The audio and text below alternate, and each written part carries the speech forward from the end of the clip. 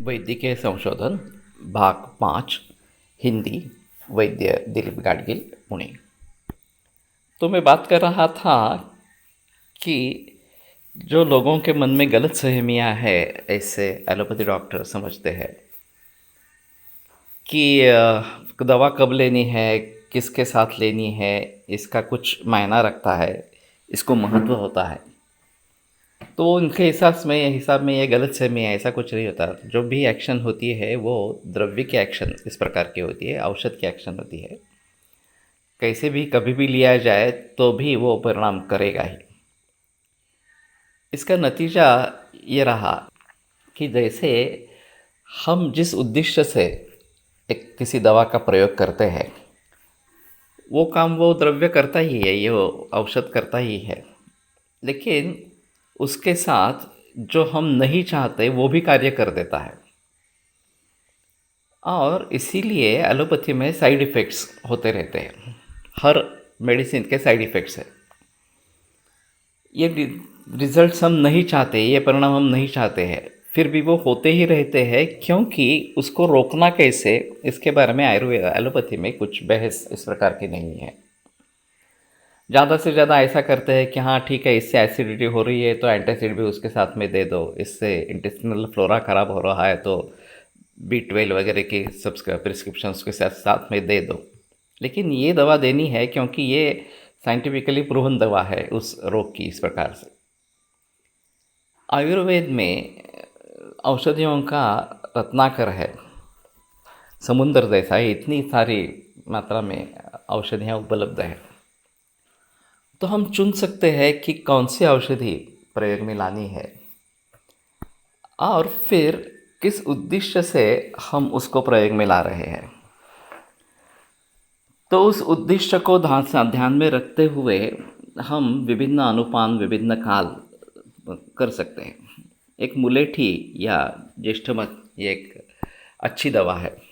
लोगों को मालूम है कि वो खांसी की दवा है और उसमें ज्येष्ठमध केवल चूसने से भी काम होता है अच्छा इस प्रकार से।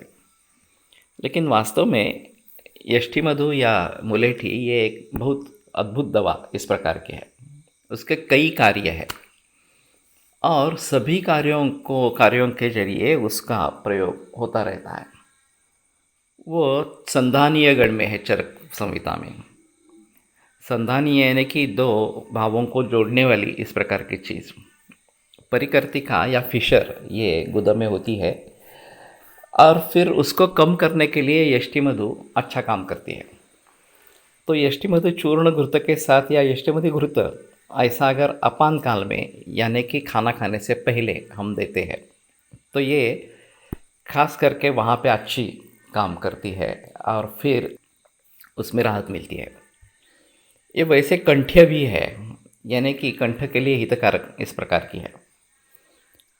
तो उसके लिए खाना खाने के बाद में यष्टिमधु चूर्ण का प्रयोग हो सकता है। उसमें हम घी के साथ अगर वो देते हैं तो वात और पित्त का प्रशमन होता है। अगर शहद के साथ या मध के साथ देते हैं तो कफ पित्त का प्रशमन होता है। और अगर दोनों मिला के विषम मात्रा में घृत और मधु के साथ ये यष्टिमधु देते हैं तो तीनों दोषों का शमन इससे हो सकता है। वही यष्टिमधु दूध के साथ, गर्म दूध के साथ अगर देते हैं चूर्ण उसका, तो ये मेध्य रसायन इस प्रकार का बताया गया है।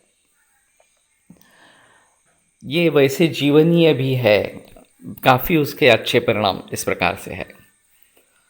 तो कहने का तात्पर्य अर्थ ये है कि आयुर्वेद में ये खासियत है कि विशिष्ट काल में विशिष्ट अनुपान के साथ उसका अगर प्रयोग करते हैं तो यष्टिमधु एक बहुत अच्छी दवा, बेहतरीन दवा इस प्रकार की है।